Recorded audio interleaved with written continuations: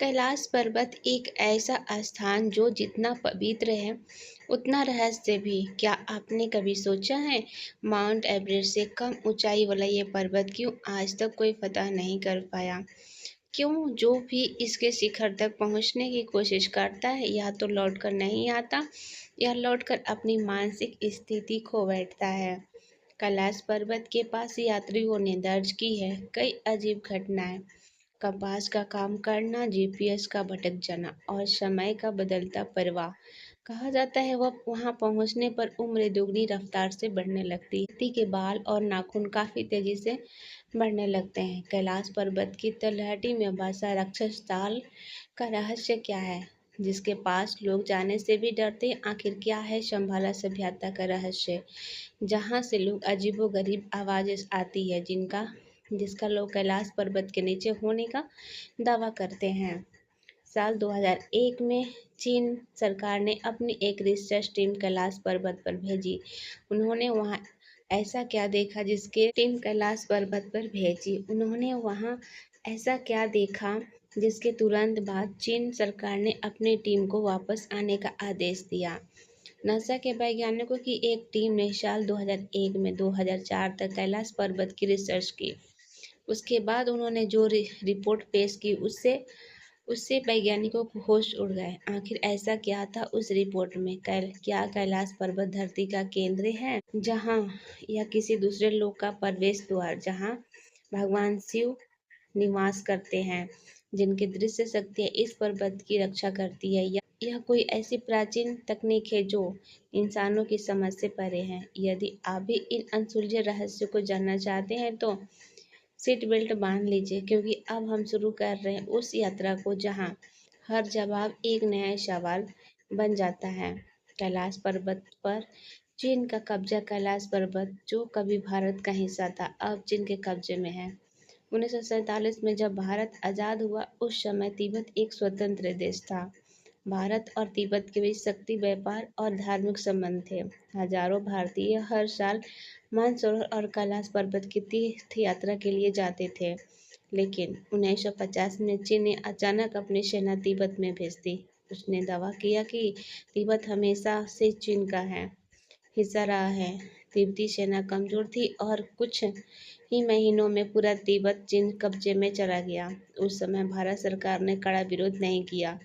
पंडित नेहरू ने शांतिपूर्ण नीति अपनाई और माना कि चीन से सीधा टकराव नहीं करना चाहिए। पर इसी शांत रवैये का नतीजा ये हुआ कि 1951 में तिब्बत पूरी तरह चीन के अधीन हो गया, और जब तिब्बत गया तो कैलाश भी चीन के साथ में चला गया।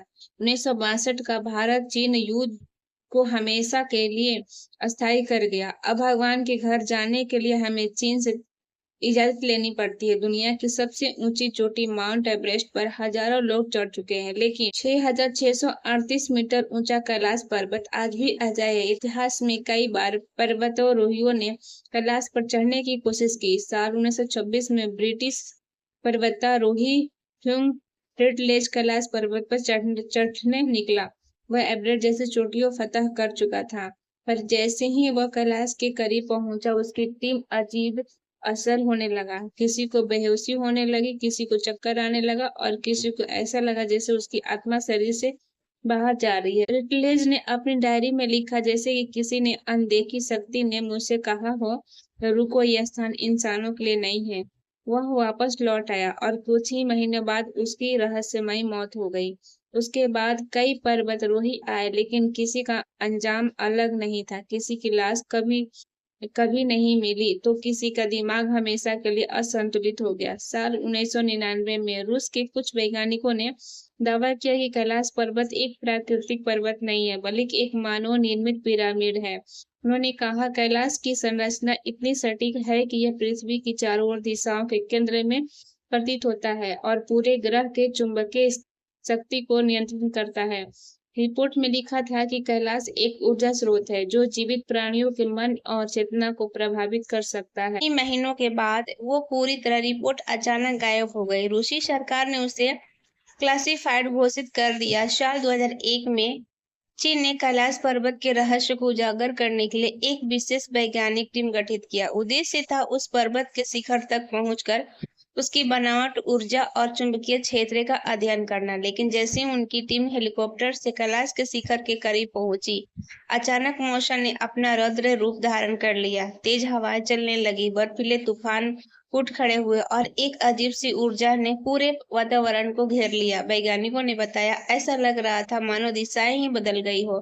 कपास काम करना बंद कर चुके थे और हमें ये समझ नहीं आ रहा था कि ऊपर कौन सा रास्ता है और नीचे कौन सा। कुछ ही क्षणों में उन्हें महसूस हुआ कि उनके आसपास की हवा में एक अजीब कंपन मौजूद है, मानो कोई अदृश्य शक्ति उनके चारों ओर घूम रही हो। और उनके शरीर भारी होने लगे और मन होने लगा, मानो खुद पर्वत उन्हें चेतावनी दे रहा हो। आखिरकार जान बचाने के लिए टीम को मिशन के बीच में ही छोड़ना पड़ा और वे लौट आए। लेकिन जो देखा और महसूस किया वह आज भी एक रहस्य बना हुआ है। ये केवल मौसम की मार थी या फिर कैलाश पर्वत का कोई अदृश्य कवच जो किसी की बाहरी शक्ति को अपने रहस्य को करीब आने नहीं देता।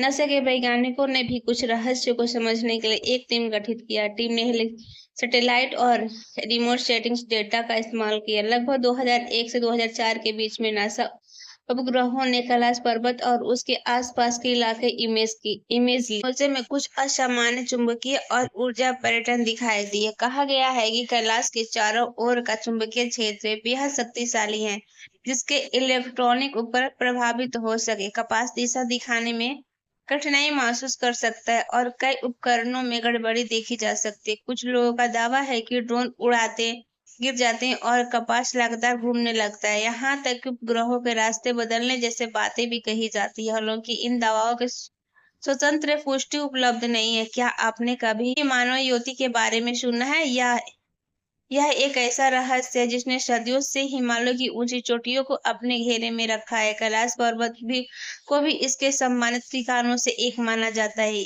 ये तो अक्सर एक विशाल बालों वाले और दो पैरों पर चलने वाला प्राणी के रूप में बताया जाता है। कैलाश पर्वत की दुर्गम और बर्फीली चोटियां उसके लिए एक सुरक्षित छिपने की जगह मानी जाती है। सबसे बड़ा कथित प्रमाण है कि विशाल पद चिन्ह है, जिन्हें समय समय पर खोजकर्ताओं और पर्वतारोहियों ने देखने का दावा किया है। कई यात्रियों का कहना है कि उन्होंने दूर दूर तक पहाड़ियों पर एक विशाल सफेद साया चलते हुए देखा, जिसकी लंबाई लगभग 8 से 10 फीट बताई जाती है। लेकिन जैसे ही कोई उसके करीब जाने की कोशिश करता है, वह साया मानो हवा में गायब हो जाता है। तिब्बती भिक्षु मानते हैं ये तो कोई साधारण जीव नहीं है, बल्कि कैलाश पर्वत का एक रक्षक है। वर्ष 1991 में ब्रिटिश पर्वतारोही एरिक शिप्टन ने एवरेस्ट क्षेत्र के कुछ रहस्य पदचिन्हों की तस्वीरें ली थी, जो आज भी युवती की जुड़ी सबसे प्रसिद्ध है तस्वीरों में से गिनी जाती है। हालांकि वैज्ञानिक समुदाय का मानना है कि ये पदचिन्ह भालू या अन्य स्थानीय जीवों को भी हो सकते हैं। स्थानीय शेरपा और तिब्बतीय समुदायों में युवती की कहानियां बहुत प्रचलित है। वे इसे जंगली आदमी या बर्फीले आदमी कहते हैं। इन कहानियों में युवती को कभी खतरनाक बताया जाता है तो कभी एक बर्फीले प्राणी के रूप में वर्णित किया जाता है, जो मनुष्य से दूर रहना पसंद करता है। कैलाश पर्वत पर युवती का रहस्य आज भी कायम है। ये एक ऐसी लोक गाथा है जो रोमांचक, आस्था और प्राकृतिक अनसुलझे रहस्य को आपस में जोड़ती है। कैलाश पर्वत के पास स्थित राक्षस ताल एक रहस्य झील है, जिसे शैतान झील रावण का ताल भी कहा जाता है। पौराणिक कथाओं के अनुसार लंका के राजा रावण ने भगवान शिव को प्रसन्न करने के लिए इसी ताल के किनारे कठोर तपस्या की थी, जिसके कारण इसे राक्षस ताल कहा जाता है। माना जाता है कि रावण के अहंकार और तपस्या नकारात्मक ऊर्जा आज भी इसी ताल में मौजूद है, जिसके कारण इसका पानी बेहद खारा माना जाता है और इसे अशुभ समझा जाता है। कहा जाता है कि इस साल में विचित्र और अदृश्य शक्तियां जो समय समय पर अनजाने यात्रियों को अपनी आकर्षित करती है। कभी कभी ताल का पानी किसी अस्पष्ट कारण उफान लेता है दिखाई देता है। स्थानीय लोग और तीर्थ यात्री इनमें स्नान करने या इसका पानी पीने से बचते हैं, क्योंकि मान्यता है कि इसे दुर्भाग्य या बीमारी आ जाती है। राक्षस ताल से कुछ ही दूरी पर स्थित है मानसरोवर झील। यह मीठे पानी की एक अत्यंत पवित्र झील है, जो सदियों से अपने भीतर अनेक रहस्य समेटे हुए हिंदू, बौद्ध, जैन और बौद्ध धर्म अनुयायियों के लिए मानसरोवर अत्यंत पवित्र माना जाता है और विश्वास किया जाता है कि इसमें स्नान करने से मन और आत्मा शुद्ध हो जाती है। स्थानीय लोगों और यात्रियों का अनुभव बताते हैं कि रात के लगभग 2:30 से 45 बजे के बीच यहाँ एक अविश्वसनीय घटना घटित होती है। कई लोगों ने दावा किया है कि झील के भीतर प्रकाश की किरणें निकलती हुई दिखाई देती है और कुछ अजीब सी ध्वनियां सुनाई देती है। ऐसा लगता है मानो कोई अज्ञात ऊर्जा सक्रिय हो उठी हो। मान्यता है कि यही वह समय होता है जब दिव्य शक्तियां यहाँ आती है और इस पवित्र स्थान पर विचरण करती है। लेकिन सोचने वाली बात यह है कि एक ही भौगोलिक क्षेत्र में स्थित होने के बावजूद ये दोनों झीलें इतनी अलग क्यों हैं? पानी मीठा और दूसरे का पानी खारा क्यों है? ये प्रश्न आज भी लोगों को सोचने पर मजबूर कर देती है। जब यात्री कैलाश पर्वत की परिक्रमा करते हैं तो कई लोग समय से जुड़े विचित्र अनुभवों का दावा करते हैं। कुछ लोगों का कहना है कि उन्होंने 3 दिन की परिक्रमा कुछ ही घंटों जैसी महसूस की, जबकि कुछ यात्रियों को वही रास्ता असामान्य रूप से लंबा लगा। वैज्ञानिकों के लिए एक दिलचस्प पहेली, जबकि साधु संत इसे अत्याधुनिक अनुभव को मानते हैं। उनका कहना है कि यहाँ समय सामान्य रूप से नहीं बहता, बल्कि उसके अनुभव बदल जाती है। कैलाश के आसपास कुछ ऐसा जो व्यक्ति की चेतना और अनुभव का प्रभावित करता है, और इसी कारण समय का एहसास भी अलग हो जाता है। कई तीर्थयात्री बताते हैं कि रात के सन्नाटे में जब कैलाश पर्वत की परिक्रमा करते हुए केवल हवा चल रही होती है, तभी अचानक एक धीमी और रहस्यमय गूंज सुनाई देती है। कभी वो डमरू जैसी प्रतीत होती है, तो कभी ओम की ध्वनि जैसी लगती है, और कभी ऐसा होता है कि जैसे कोई अंतरिक्ष शक्ति पर्वतों के बीच आश्रय ले रही हो। कुछ लोग रुककर उस ध्वनि को सुनते हैं, जबकि कुछ लोग भयभीत हो जाते हैं और कुछ लोग श्रद्धा से हाथ जोड़ लेते हैं। उन्हें लगता है कि वे किसी साधारण स्थान पर नहीं है, बल्कि भगवान शिव के निवास की सीमा में खड़े हैं। वैज्ञानिकों का मानना है कि यह ध्वनि बर्फ, हवा और पर्वतीय संरचनाओं के कारण उत्पन्न प्राकृतिक कंपन हो सकती है। लेकिन श्रद्धालुओं को उत्तर आज भी विज्ञान अपनी जगह पर इस ध्वनि का अनुभव केवल सुनना नहीं जाता है, बल्कि महसूस भी किया जाता है। हर रात हर परिक्रमा में यह रहस्यमय गूंज फिर सुनाई देने का बातें कही जाती है, मानो वो किसी को पुकार रही या फिर गहरे रात से सुरक्षा कर रही हो। कैलाश की ये ध्वनि आज भी नए यात्री के मन में एक ही सवाल छोड़ जाती है, यह क्या केवल हवा है या फिर शिव का कोई संकेत? सालों पहले हिमालय की एक ठंडी रात में एक बूढ़े साधु से पहली बार मैंने शंभाला का नाम सुना। उसने धीमी आवाज में कहा, यह वो स्थान है जो हर किसी को दिखाई नहीं देता। पहले मुझे लगा ये केवल एक ही कहानी होगी, लेकिन समय के साथ मेरी जिज्ञासा बढ़ती गई। तिब्बती ग्रंथों से लेकर प्राचीन कथाओं तक शंभाला का उल्लेख अनेक स्थानों से मिलता है।